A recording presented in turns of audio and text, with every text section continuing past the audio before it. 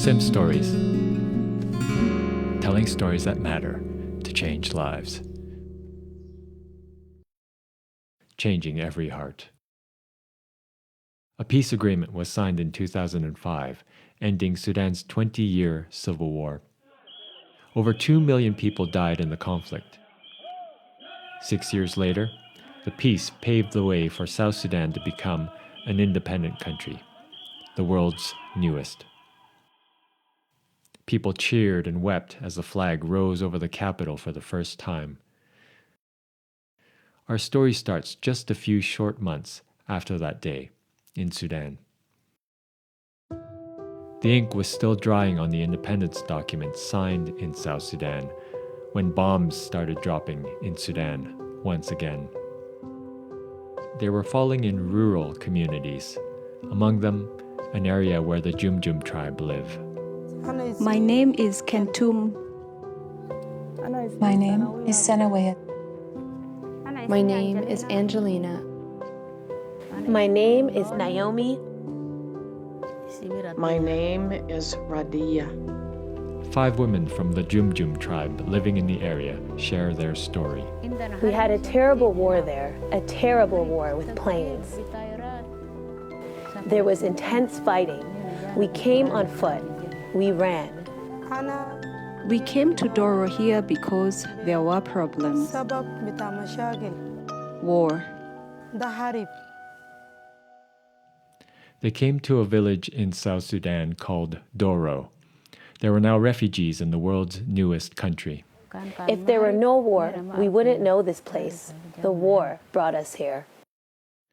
They left everything in Sudan and made the long journey on foot, crossing the border into South Sudan. I came with my family, my husband's family. My whole family is here. Infants strapped to their mothers' backs, personal belongings in baskets. They heard it was safe in the south. This would be temporary. Maybe they'd be back in time for harvest. But what they hoped would be a short time grew into an ordeal spanning more than a decade. Infants cut their first baby teeth while in the camps, learned to walk in villages built with United Nations tarps. Children grew into adults, married, and had children of their own. Parents turned into grandparents, and they were still there.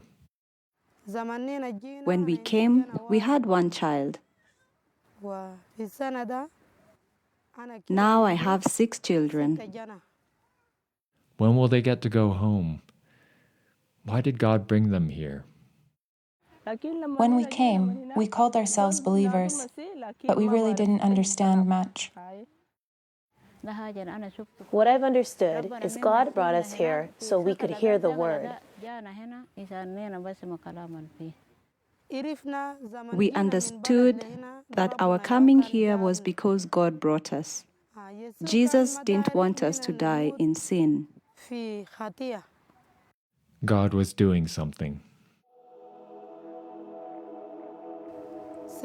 We had God's word and believed in Jesus. God wanted them to hear the word, to meet Him. People heard and believed.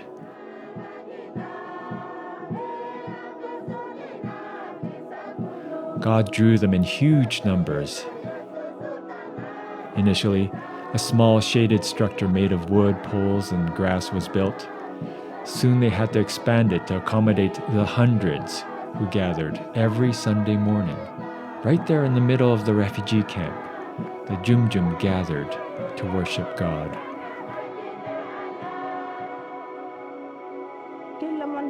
When we came here, we found evangelists who were preaching in the camps, and we believed and were baptized. And we understood that we will die with Jesus and will rise with Him.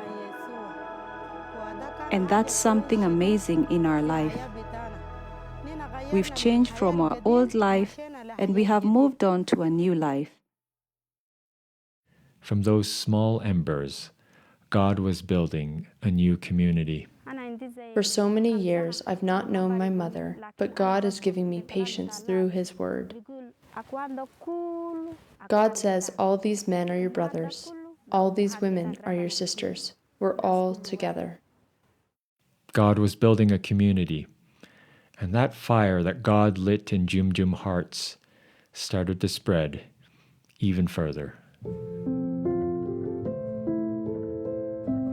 When I believed in Jesus, my heart said, "Go and preach to the people who have still not heard, so that they can come and hear God's word like you."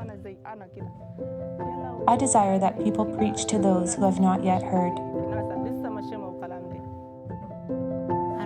I think about it a lot. I say, Lord, bring everyone into your heart, into your word. I have that desire, that every Jumjum person come to God's kingdom. From my heart, I want my fasting to transform the entire tribe. The entire tribe. They're praying for nothing short of the entire tribe to know Jesus.